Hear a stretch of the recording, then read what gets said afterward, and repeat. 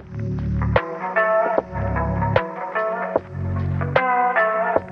Conquerors, I hope that you're all caught up to the previous episodes where we spoke about everything from the beginner's journey to finding your tribe. In this week's special episode, we have a very dear friend of mine, Alexander Vandelaar. I hope I said that right because I tend to mess up surnames a lot. So, yeah, good. So, an intuitive business coach, Alexander has helped many people activate their purpose, create, launch, and boost their dream business. He's someone that I can always turn to for advice, not only in the business world, but also in the spiritual one. In fact, we met in quite a fun way. Both Alexander and Cam launched a fall refocus program to help a community of people start new goals and stay accountable to them. So, extremely supportive, helpful, and spiritual. I knew that he would, he should join me on this podcast for this special episode. So, join me in welcoming him to the episode.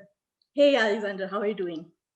I'm doing really well. Yeah, thank you. Thank you for having me. It's an honor to show up in this way with you. You know, we've had lots of chats and DMs back and forth, and yeah, I've been really excited and proud to watch your journey as you evolved, and so it's cool to be part of it in this capacity too.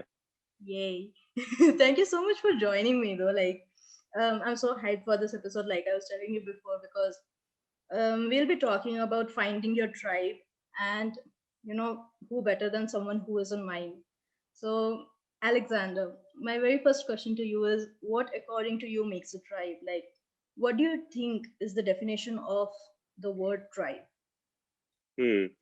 Yeah, for me, it's very much. I would say there's three aspects that come to my mind immediately. It's a shared mission, it's a shared set of values, and it's the shared energy.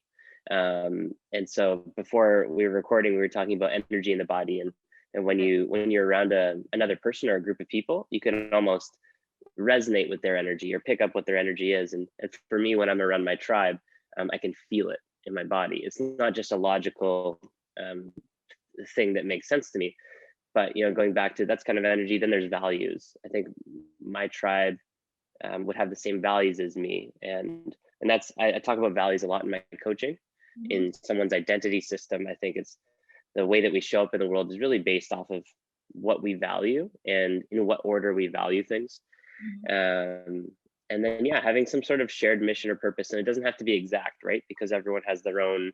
own journey that they're on, but I think a tribe has a general direction that they're all heading towards, whether it's that's help people live a more intentional, eco-friendly life, perhaps, let's say. And then within each individual, they might have a more specific goal or purpose related to that larger overarching idea. Right. That's amazing. So I have three questions for you, and the very first one is, what is value to you? Mhm. Like, what is the meaning of value to you? What does it entail? I think it shows up two ways. One is something that you think about often, Mm-hmm. and two is something that you take action on often. And Right. so if you value something, I think it's really displayed through, you would know it internally because you think about it often, but the world sees what you value through your actions. Right. So let's tell you that, oh, family is one of my top values, and then you observe me in the world, and I'm working till 11 p.m. every night, going on long business trips, and I'm not spending a lot of time with my family. And so there might you could notice a disconnect there, and if I was coaching that person, I would say, what your actions are showing me is that you might not value family as much as you think you do. So Right. yeah, values are just things that you're passionate about, that you think about often, and that you take action on often in the physical world. Right. So where does that disconnect happen? Like, we think we value something, but our actions don't show that value. So where do you think that disconnect happens, and why does it happen? I think mostly people will verbalize their values at the logical level, right? So you and I, we both want to be healthy, we want to be wealthy. There's all these things that we want, and we know that it's good for us and it's good for the world around us. Mm-hmm. But then when it comes to taking action, waking up every day and deciding what we're doing, a lot of times those actions are being driven by this automatic operating system from the subconscious. Right. And so our subconscious operating system is typically formed by other people or by traumatic events when we were younger. Right.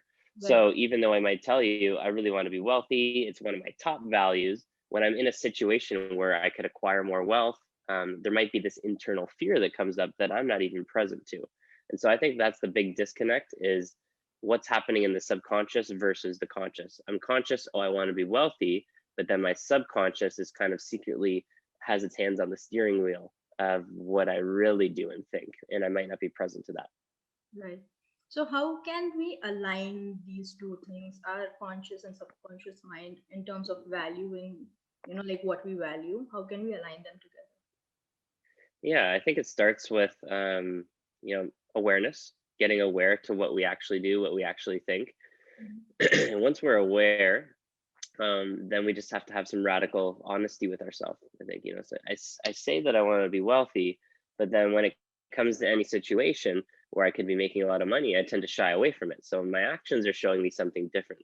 And so if I can become aware of that, and I can let go of my ego in that moment, who's saying like, no, like that's just because your brother did this or because the government did that. If you can let go of your ego in that moment and say, you know what, take some ownership. I really am. I'm not being wealthy in my actions.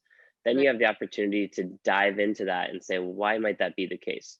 So for me, if I notice something like that, I might be able to discover the root cause through journaling, through meditation, through plant medicine, through support and feedback from my partner or my tribe. Right. Um, and then once you find the root cause, then it's working on healing it. Mm. Yeah, that's cool. That's really cool. And I love the fact about the ownership because that is something that, we are often afraid of taking. That there is a subconscious thing, right? That we know that something like this is there. We are acknowledging it, but we are not willing to accept it. Right. Because when we accept it, it becomes too real. It becomes too out there. It's out in the open. And that is something that really scares us, but I do think that it's really really important, like even when it comes to healing. A lot of what I tell is that, when it comes to healing, it's about facing our innermost fears, and that's something that scares us right off the bat. So the one thing that you can do is take it one step at a time and heal one step at a time. Like you don't have to jump right into it and be like, okay, yeah, my innermost fears, come see me, like we will like wage a war or something like that. It's a slow process, and it's important for it to be a slow process. Like you can't expect it to be like, like boom, I want to heal, and the very next day I'm healed. It has to be a very slow process. So I love Yeah. that. Yeah. It's almost you know, a war of attrition. Once you discover where the block is, then you come every day and you see the block, you become present, you become aware of it, and maybe you chip away a little bit of Right. it. Now, I believe that true healing does take time. And then one thing that I'll share is on the inverse side of that is my experience in the Tony Robbins realm. Right. Tony Robbins is all about making rapid transformation. Right. And so saying, you've been trying to make this change for 5 or 6 years, Right. let's make it now. Yeah. And so he uses things like NLP, neuro linguistic programming, or essentially getting people into their body and making those shifts in the nervous system, Right. in the physical body and in the subconscious. And so I think it's healing is a journey that requires patience, and at the same time there's some people there that they're at the place where they're ready to take a quick step too. Right. That's amazing. And we were talking about tribe, and you said there's a lot of sharing going on, like sharing the same energies, sharing the same values. Why is sharing important for you in your tribe? Like, why is it such an important aspect for you? Hmm. Yeah, that's a really good question. So the first thing that comes to mind is sharing is really connection, I Right. think.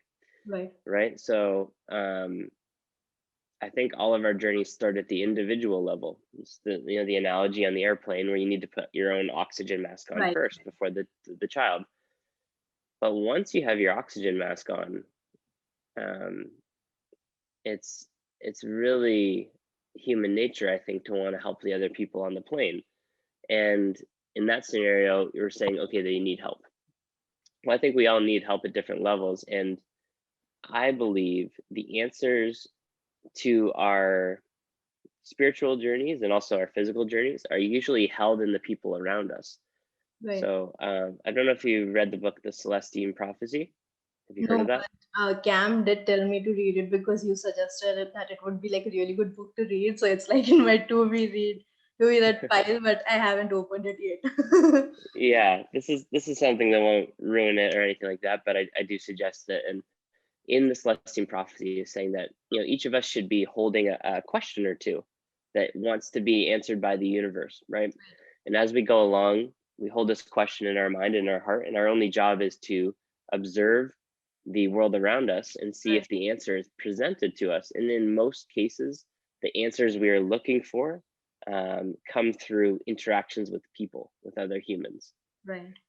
Sometimes it can be through a weather phenomenon, through an animal, through a random book that you notice on the shelf, that kind of type of synchronicity. But I believe that the biggest keys to our growth are found in each other.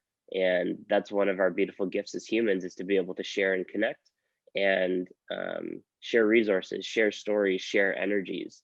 And I think that helps um, increase our journey of raising our vibration, of evolving our consciousness. Yes. That's just something that I'm starting to get a little bit more present to. But when you say sharing, that's what comes to mind. Right. That's amazing. That was an amazing answer. And I did say that I wanted to discuss three things. So the third thing was that you said that, like we are all on our journeys, but we are almost always walking towards a similar location. And, or what we do think is like, it sometimes becomes so obvious to us that we are all alone on the journey of life. Like when we are walking towards a particular destination, we often feel that we are alone when we are not. And I feel like that is where the tribe comes in, because it's also about sharing, right? So like if you have experienced something, if you have already reached that destination, you can share your tips and insights to someone like me who's just starting out. Or if someone else is walking that same journey with me, we can share the support that we have, that like, hey, we can reach there. Like it's so near, it's so close. And we can do that in the future, like when someone else is walking that journey and we have already reached that destination, we can share our insights with them. So I feel like in that sense, having a tribe who's sharing similar goals, similar values, and similar energies is really important, because then we are sharing our insights, we are sharing our knowledge, we are sharing our energies, and that's so important. So yeah, I just wanted to add that.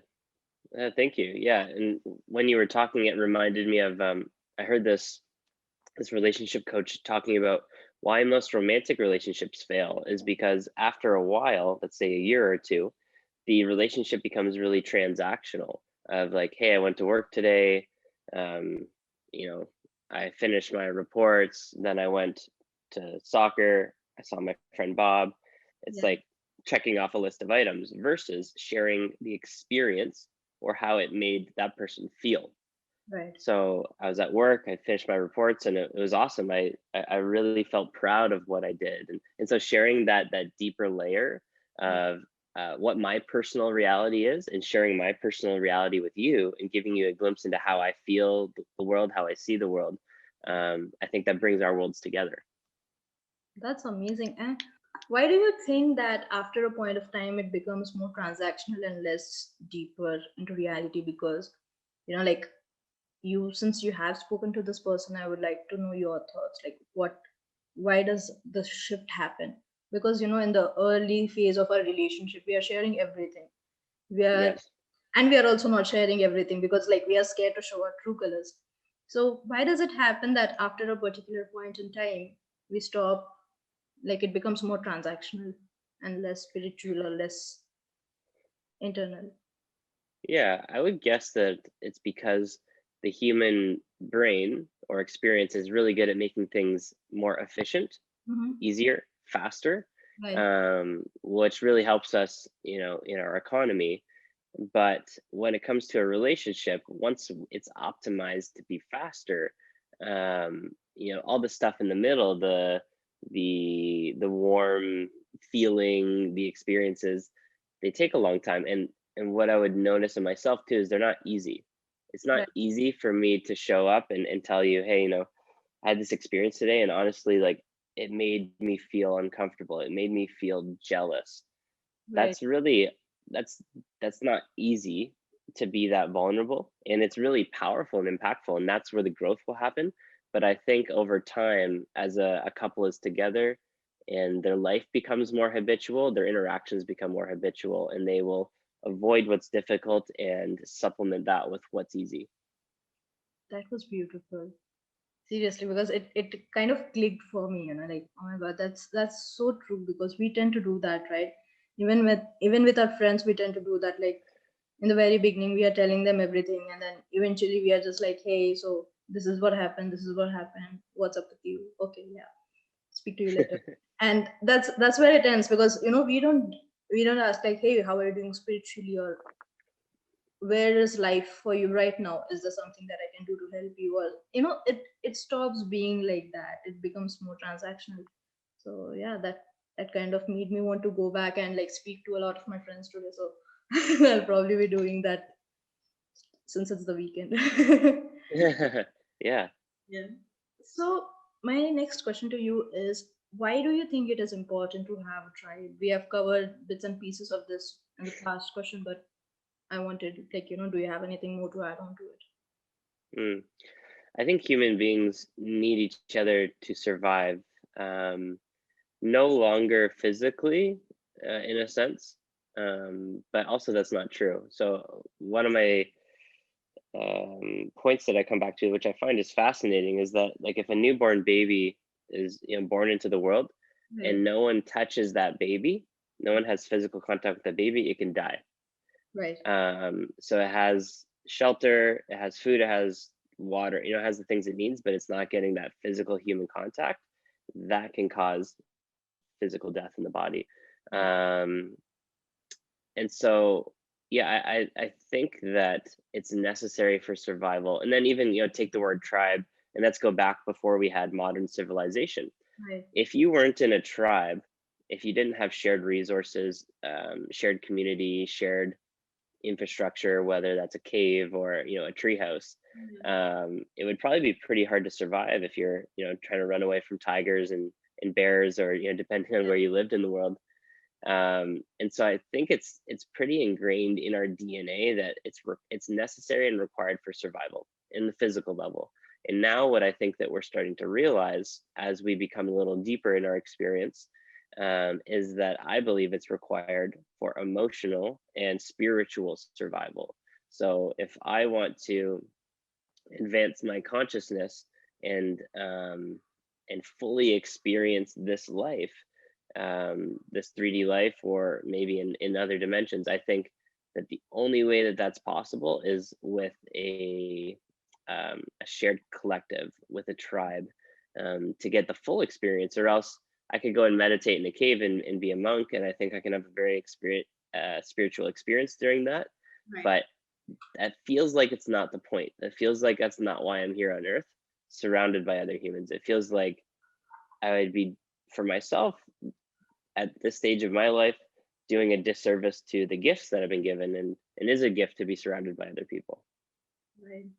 That was really beautifully put, and I loved it.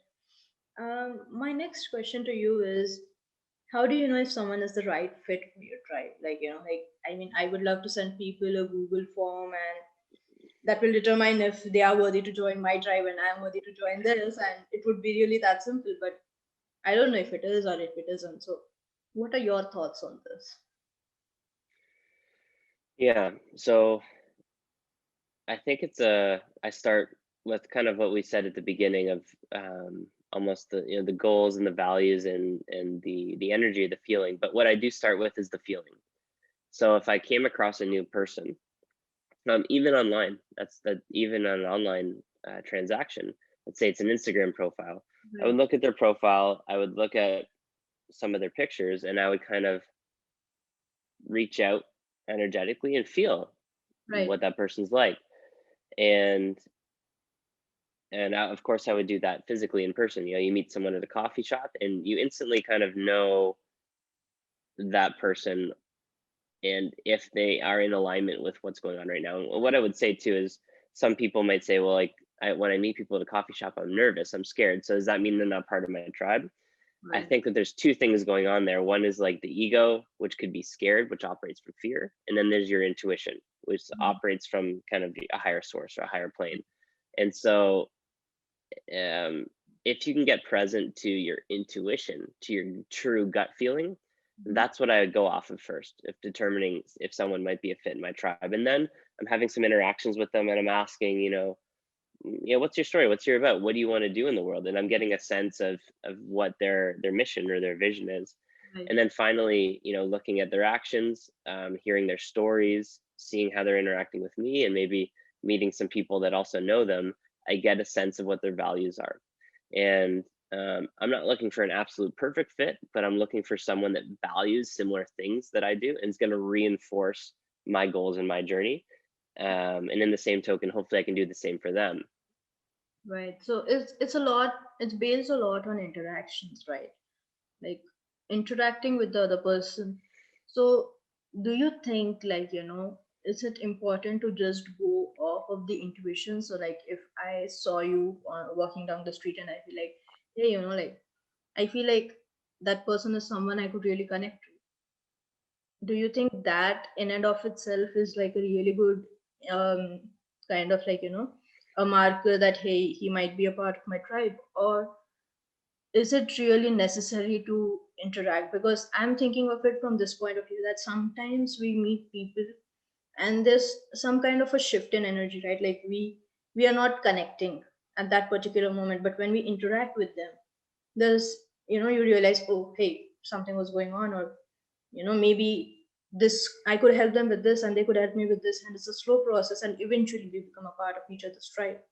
So is intuition enough of a marker, or do we really have to interact? What is your thoughts on this? Hmm. Yeah, something that I'm still constantly feeling out for myself. But if we go back to the Celestine prophecy, that book would say, really that parable, that story, what it would say is that the universe is going to present you with what you need Mm-hmm. at the perfect time, and Right. it's up to us to identify that opportunity for growth. Um, and so in that, I think you're walking down the street and you go cross paths with someone and you have a really bad feeling. Mm-hmm. Um, they could be having a bad day, yes, but I would ask myself why I had that bad feeling, and was that a marker? Because I'll share a story with you. As I It was a coworker in the past, and they when I first met them, my intuition set a bunch of warning signs up for me, Right. right? They were kind of in a joking way, like really insulting at times, or in a joking way, kind of putting me down or other people down. Always in a joking way, though. So it's like, oh, I'm not act, and it's something just didn't sit right with me. But I kind of brushed it to the side, and then I got to know the person more, and our values really aligned, and our vision, and our mission really aligned, Right. and um,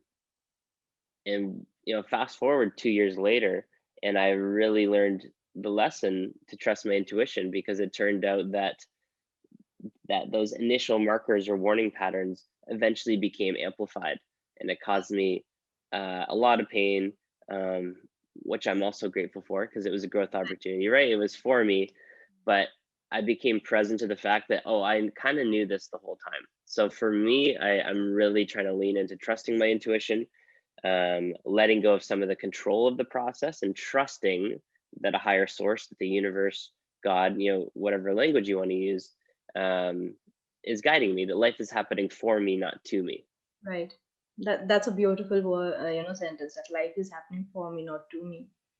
And my next question would be, like, what was the trigger that led you to spirituality? Like, has this always been a part of your life, or what was the thing that led you to kind of delve deeper into spirituality?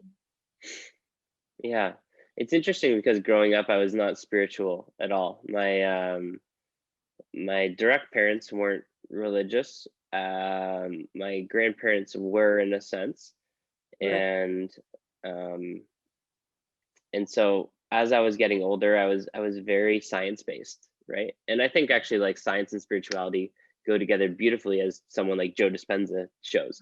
But I was very science based, and I was like, this is how the world works. How could anyone believe in a god or anything outside of what we can see and feel and physically touch? Right. And that was kind of just um, how I operated, how I thought. And my father was kind of the same way, quite pragmatic, but he was really into the outdoors. So I grew up spending most of my time with him out on a boat or in the forest hunting. And his version of spirituality was nature, was finding the synchronicities in nature and really tapping into what he would call a force, a larger force that was shaping the world around us. Right. And but he would never define that as spirituality or religion or God or anything like that. And so fast forward, I went to university. I got a job in a corporate role, worked my way up the ladder, had the company car, phone. Life was successful, and I was experiencing pain. I was lonely. I was drinking too much. I was eating the wrong foods, and that pain, I think, was the trigger for me to look for something bigger. I Yeah. started to look for people that were living lives that I wanted to live. One of them was Tim Ferriss, and he mentioned things like meditation, just planting these little seeds. Like, oh, maybe you could meditate every day, and that would help you be more productive for work. And so I'd start to meditate and just have these different feelings or experiences.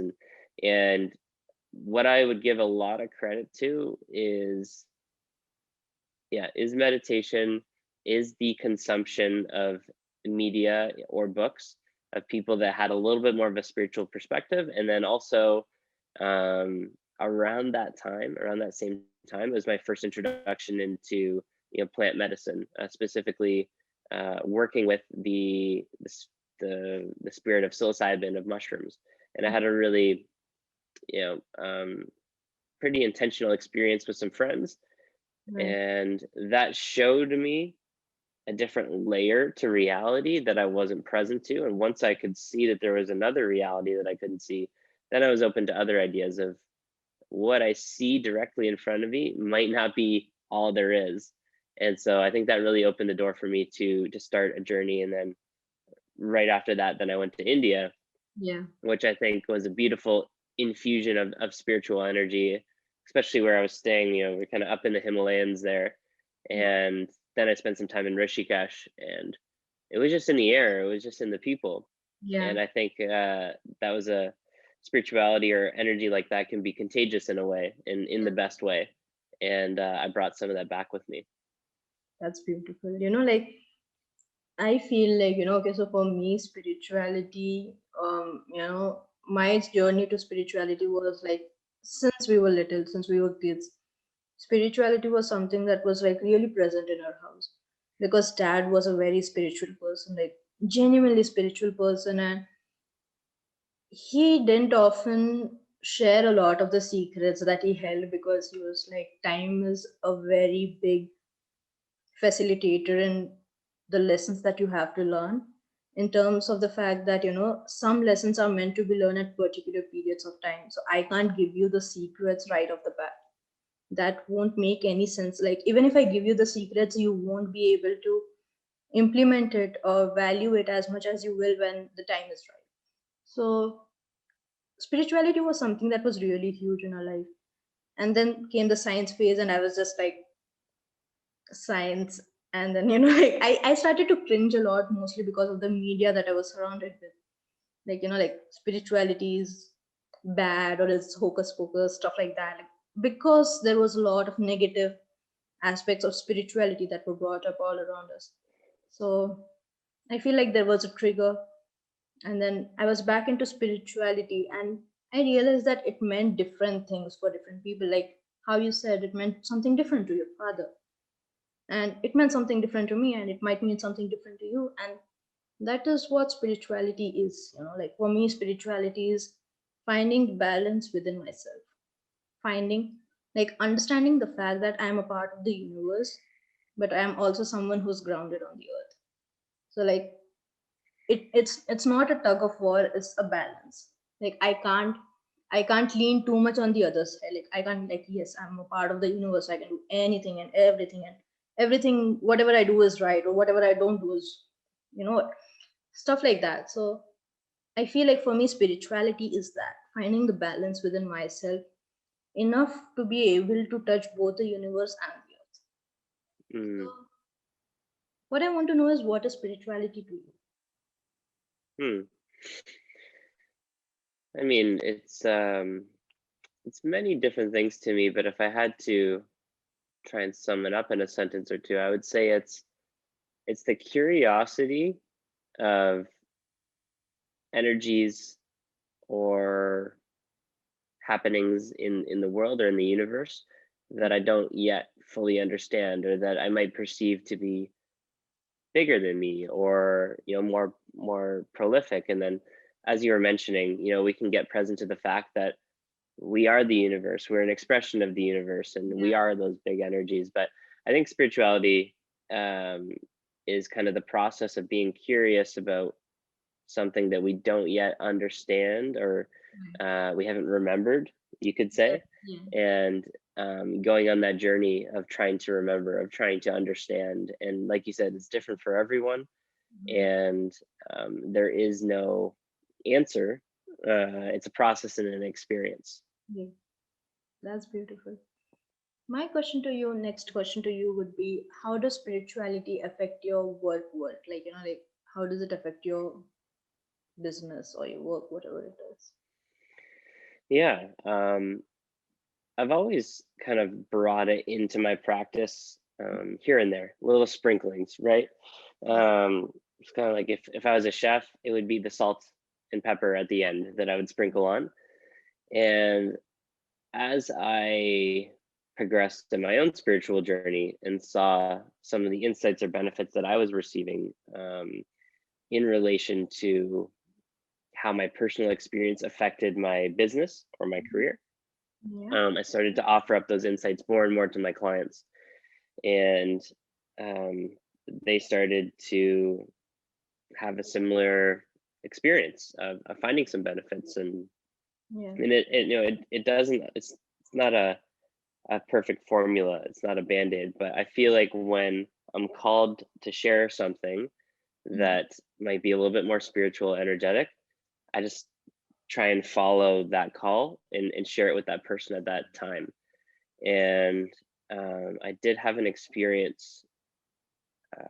It was last September Mhm. with a woman named Dr. Divi, and she's a intuitive healer. She's a doctor, and she uses intuition to help people with the physical body. Mhm. And I was running a mastermind event, Black Sheep Mastermind event in Whistler, and she was the guest speaker there. And in that experience, I became present to a whole other world or possibility with intuition, Yes. um, with tapping into our thoughts at, let's say, a larger universal level. Maybe if someone listened to Joe Dispenza, they would say the quantum field. Yeah. If other people were more spiritual, they'd say, listening to my guides. Yeah. Whatever verbiage you want to use, it's just getting present to these energies, thoughts, feelings, experiences, messages outside of ourself, to be outside of, and bringing them into the physical world. And I'm just trying to do that more and more for people, and do that for myself, where I'm kind of, some people might say, like, oh, I got a download. I just thought of this thing, and I'm just going to convey it to you. So doing that for my clients, but also sharing my experience of being present to those downloads, and maybe getting them to be a little bit more conscious of what's available to them with their intuition. Mhm. That's beautiful. is it important for you to bring spirituality into your work? Is it something that's really important to you? Yeah, I would say that I believe I am on a spiritual journey, and that we all are, Yeah, right? If I zoom out far enough, I think that we're energies or we're souls, yeah, beams of light, and we're trying to evolve and increase our vibration, maybe get present to other dimensions, and um, increase our level of consciousness. And so mm, that's a lot for some people to deal with. And that's even something that it's just almost like a feeling or a hypothesis I have. It's not concrete or cement. So mhm, going back to your question, is it important to me to bring into my business? It's mandatory. yeah, This is once I'm now that I'm present to this is what my life and experience feels like and what I believe in. mhm, Um, my work is my life. I don't really have that distinction between my job and what I'm doing at 8 p.m. at night. yeah, I feel like I'm on a mission. I've been called to help people in a certain way, and it's not a job. It's not a business. It kind of shows up like that yeah. when it needs to, as far as the systems that we operate in. But bringing spirituality into my work is I don't have a choice at this point. This is the life that I'm living and the work that I chose to do, and it's very much intertwined. Right. So, do you think, like your clients or the people that you work with, do you think that they can be a part of your tribe? Like, is there a possibility of that happening? Because spirituality is something that you do bring into your business. Is there a point where your clients turn into your tribe people, like your members of your tribe?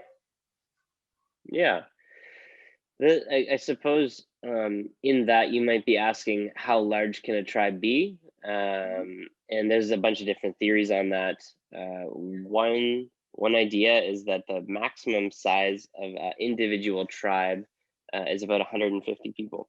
So my partner Grace and I we're part of this fit for service community right now with Aubrey Marcus, and that's the number of people that they let in each year with that idea or that concept that approximately 150 people can all relate to each other, know each other, and have a shared experience. So with that in mind, I feel like I'm cultivating two different tribes. One is my close knit tribe, Yeah. and another one is people that I might have affected or have affected me. So Mhm. my mission is to help 1 million people Yeah. create a life of freedom and purpose with the vehicle of entrepreneurship, kind Right. of reliving the experience that I went through.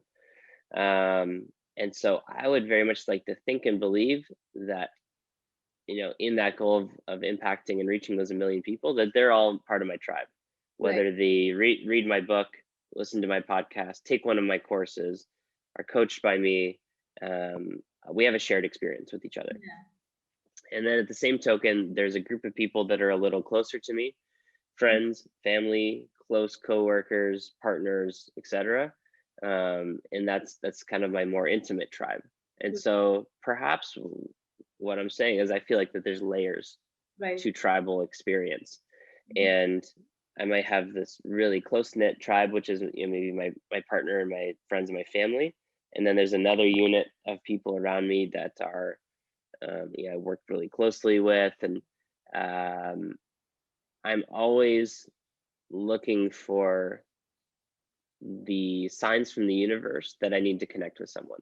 And Right. if I'm working with someone and all signs point to us working closer together, then I'm going to continue to pull that thread.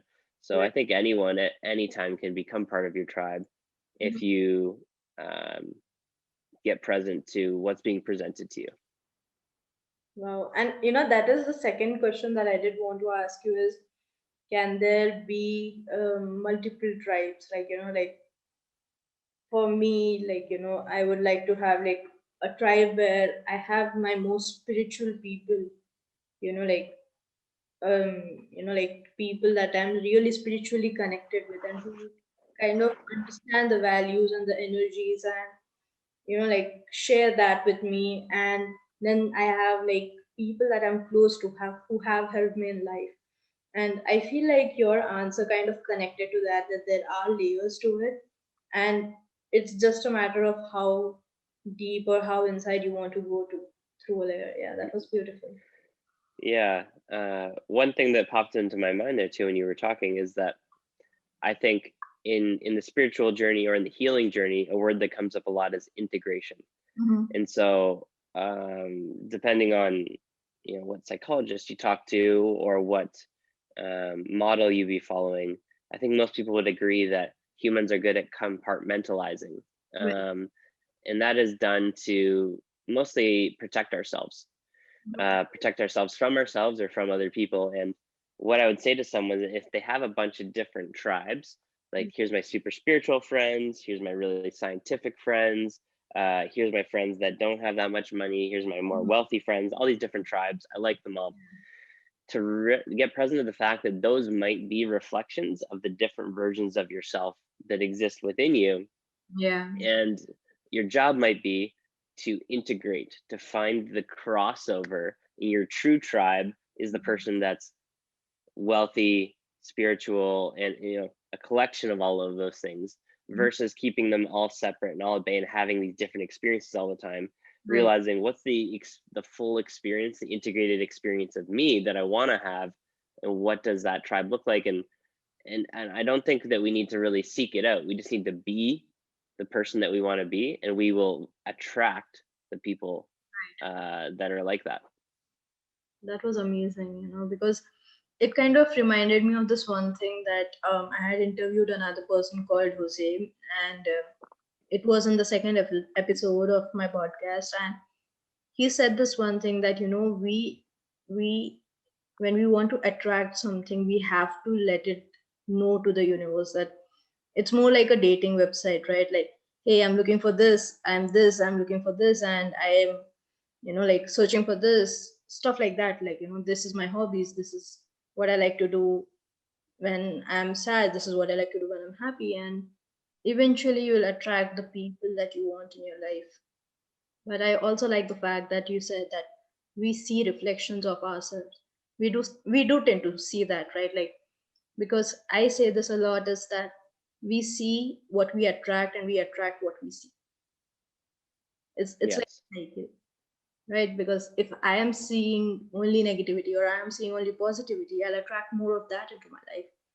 And when I'm attracting something, I'll see more of that. So it's like a cycle. So yeah, I mean that made a lot of sense.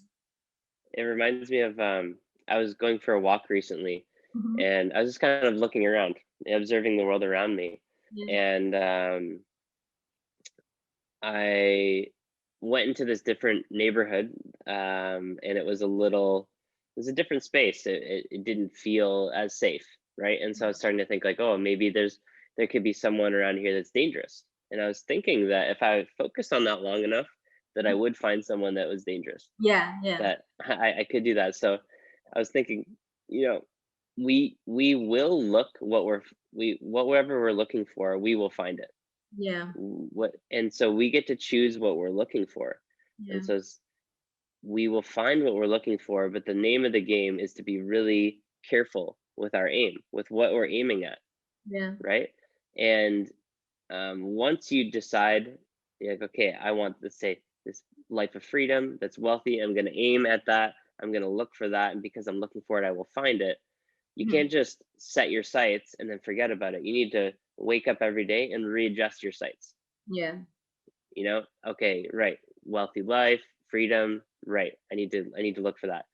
3 p.m., it's after lunch, you're walking down the street, you need to adjust your sights again. I'm looking for that freedom and that wealth. And the more that you do that, the more you bring yourself back to center and alignment, and know what you're aiming at, you will find it. yeah.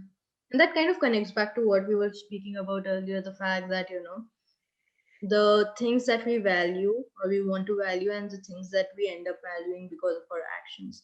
So having that mindset and purposefully kind of like redirecting our mindset to look more at the positive so that we attract more of that is really important, so that we can align ourselves to what we want to aim for. So yeah. Yeah. Yeah, and what we might be talking about there is mindfulness, Yeah, being present to the thoughts that we're having in our mind. yeah, that's really beautiful. So I want to ask you, what is something that you have recently embraced about yourself? If that's not too personal a question, and if you are up to answering it, what is something that you recently embraced about yourself? Embraced about myself. Mhm. Hmm. I like that question.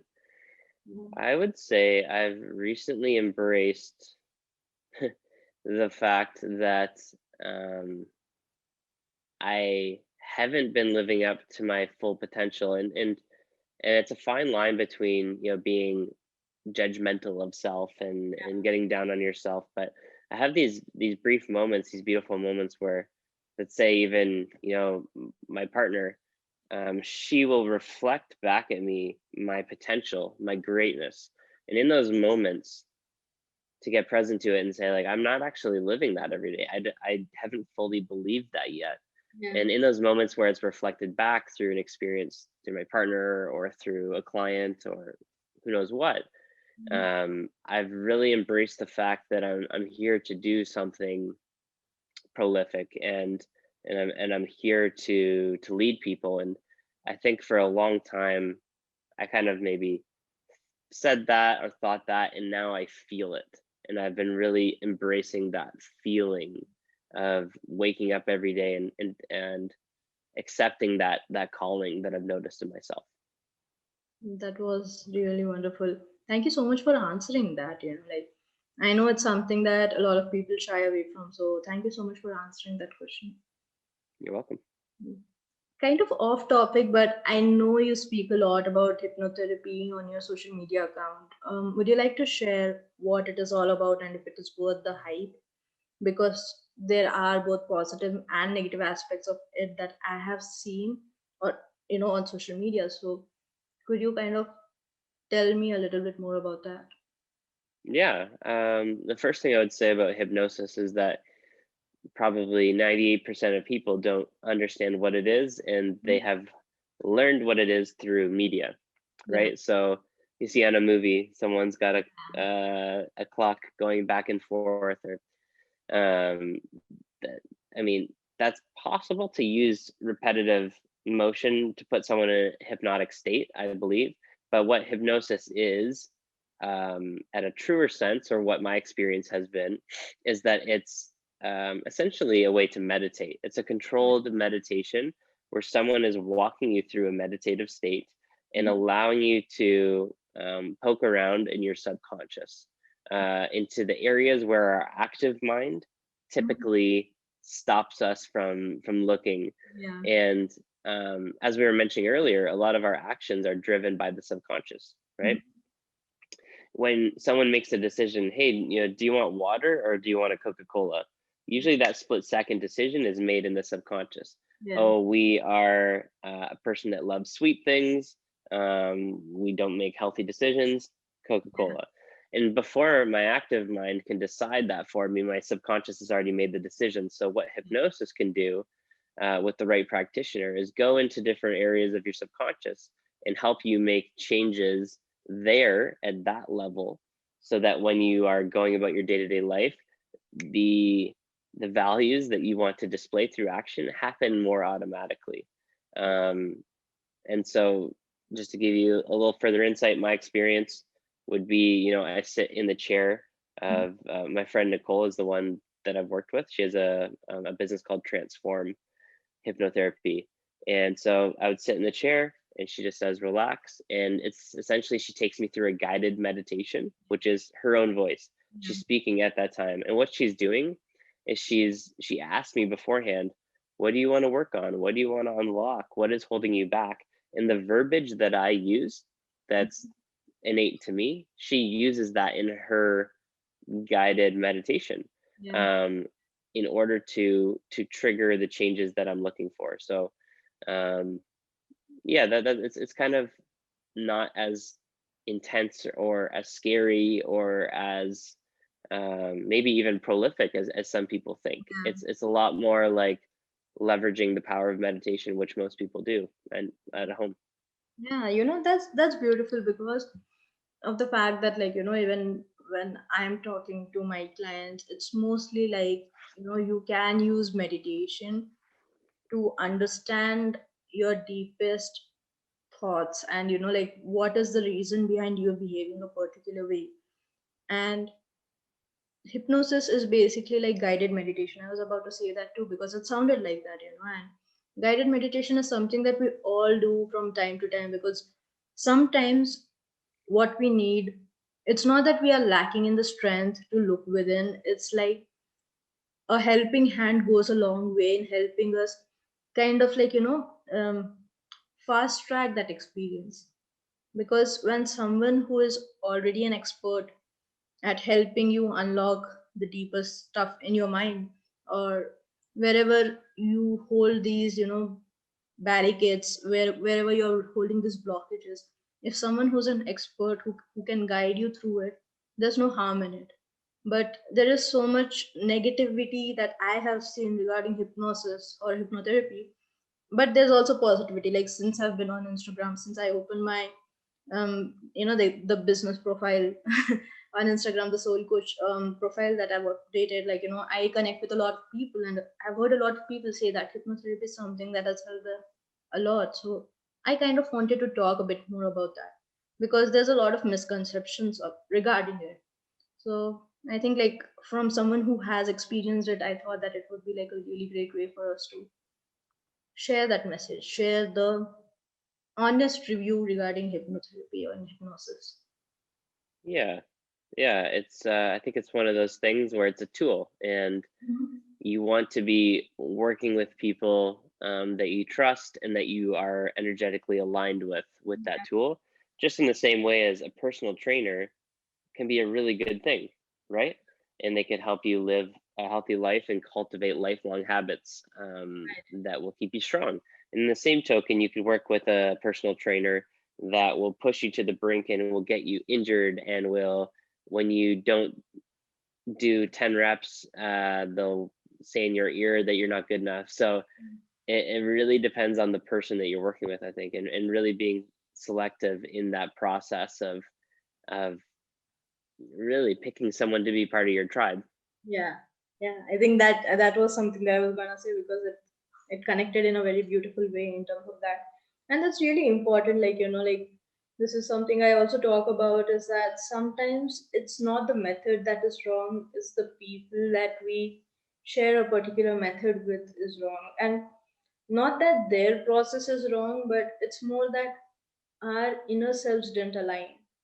Because the same person can be a very successful person, like, they can create a very successful program for a different mindset of people, but for us it might not work. So it's really a very selective thing, that you have to see what you're looking for, and you have to understand what the person in front of you is ready to provide, and if that aligns with your goals.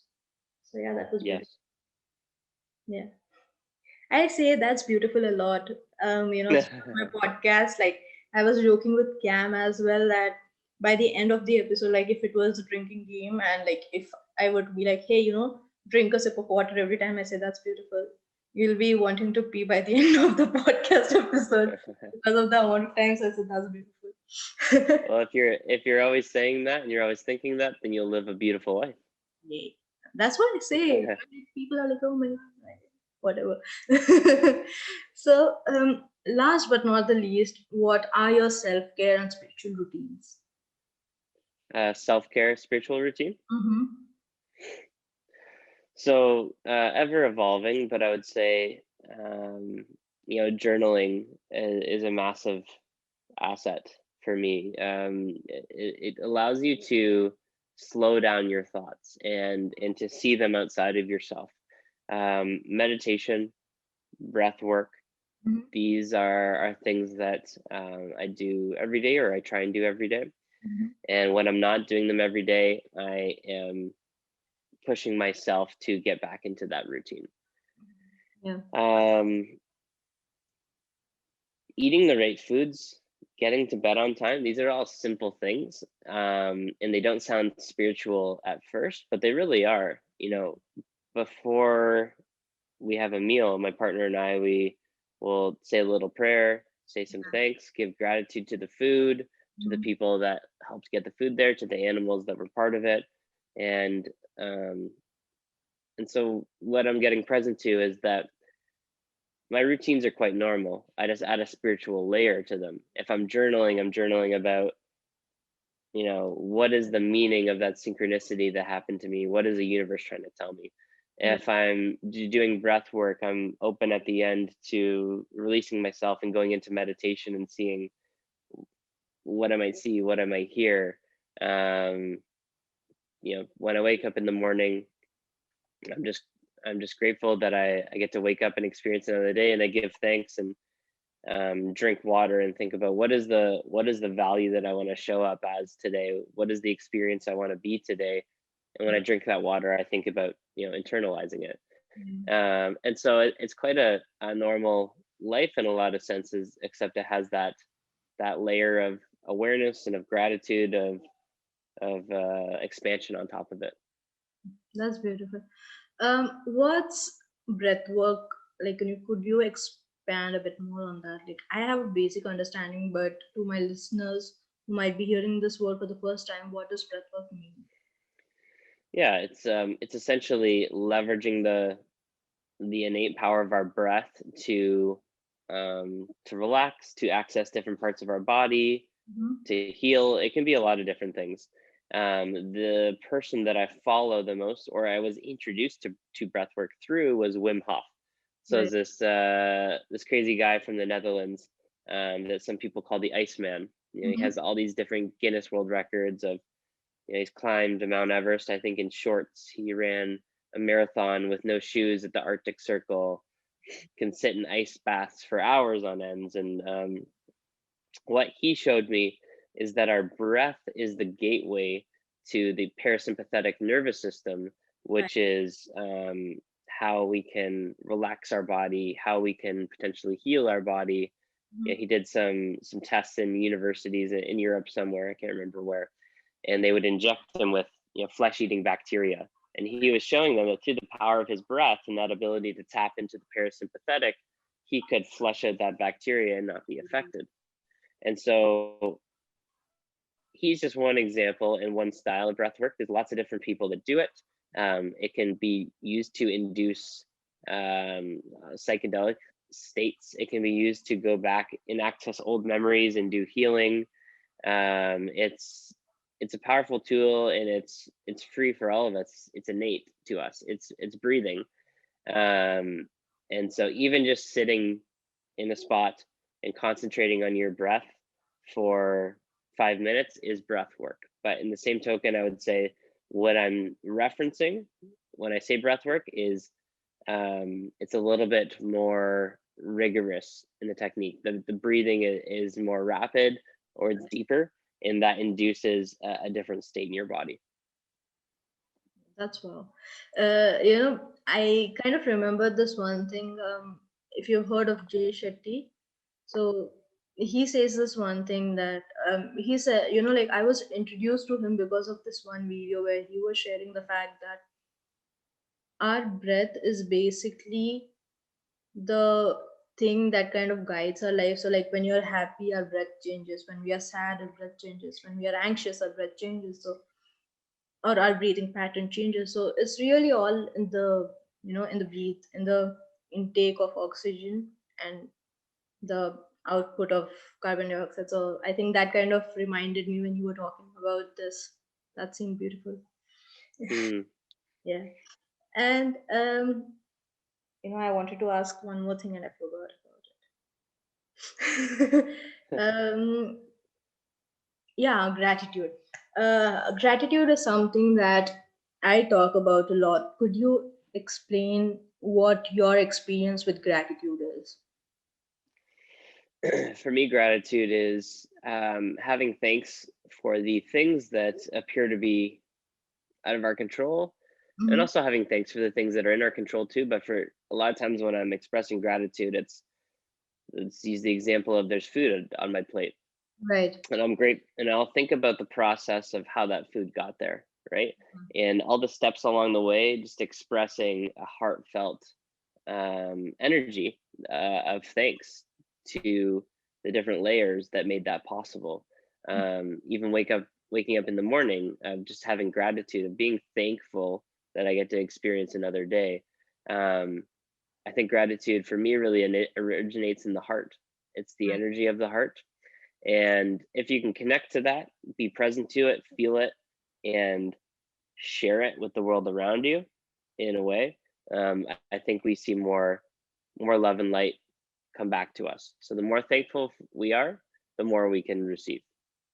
That's really nice because like over the past few days, so mom was feeling a bit sick, and so I was kind of like managing the house and I was cooking food and stuff. So we were watching something and she started to do this one thing was that after we ate our food, she said this line, Annadata Sukhi Bhava, which basically means that the person who is giving me the food, let them be happy or let them prosper, in the sense Mm, that not only me but every single person who has worked from cultivating those grains, from bringing it to us to the house, and from there to like the entire journey of the food. So that's something that like we have started to kind of think a lot more in our life, because that one line made so much difference in terms of how we viewed food. And because before that particular point of time, food is something that we took for granted. Not that we were ungrateful for it, but it was something that we took for granted. But then when you realize the journey that it takes, that the food takes to reach till your plate, and then the nutrition that you're getting from that, it's something like a wake up call that, hey, this is a journey in and of itself. So why not be a bit more grateful towards it? So yeah. yeah. And I think an interesting way for people to start to experience some gratitude is to remove some things that we might take for granted. Yeah. So, for example, if you fasted from food for 3 days, Yeah. that first meal that you have after 3 days, you're going to be so excited and so grateful for that food. If you didn't see your loved ones for a week and you saw them again, you're going to be so grateful when you saw them again. So, yeah, I think you hit the nail on the head. Is that we take for granted Yeah. a lot of things that are beautiful blessings in our life, and if we can see gratitude for those things, then we can experience them deeper and fuller, and maybe get more coming into our life. Yeah, and when it comes to food, like I love that fact because it's something that we do in a lot in our culture, that we fast, and people say that it's a way to kind of connect to God. And even like if you take Christianity and Lent and you have to give up some particular things in your life, it is it is not about giving up, it is more about experiencing gratitude. And what you said Yes. kind of helped me connect that particular fact, that it's more about giving gratitude. Because like when we fast, like when I used to fast as a kid, I used to be like, I'm not thinking of God, I'm thinking of food. Like like it's been one entire day and all I've eaten is fruits. Like I want to think about food that I'll get to eat later on in the day. I'm not thinking of God. But that was kind of the purpose behind it. Yes, like the fact that we have to be more grateful for the things that come in our life that we take for granted. So Yes. I, that's beautiful. yeah. Good thing that I think that will pass on to a lot of people, and I'm happy about that. Okay, then I think that was the last of it. Thank you for this amazing session. I'm so glad that you could join me on this special episode, and I sure learned a lot from this. Like I'm pretty sure that a lot of other listeners all around the world, whenever they listen to this podcast, they will get a lot of things that they learn about, like things that were Mm, already there, but it kind of clicked finally. I think they'll experience a lot of moments like those in this episode, so I'm really grateful for that. Thank you so much for coming here, and I hope that we can have you over in the future sometime. yes, and I'm really grateful for you, and for you for creating this container, being curious and continuing to evolve, and for always reaching out and keeping conversations going, and expanding your tribe. And one thing that I wanted to end with is, a lot of people find synchronicities in numbers. And here in Mexico, in Puerto Vallarta, it's currently, we're just ending now, and it's 11:11 a.m. here, which is a cool synchronicity to end on. That's amazing. I just checked my clock and it was 10:42, but I was like, I'm with Alexander right now, so I'll take the time that he's on right now. That's beautiful. Thank you so much for joining me today. It really meant a lot. Amazing. Yes, thank you for having me. Grateful for you. I am too.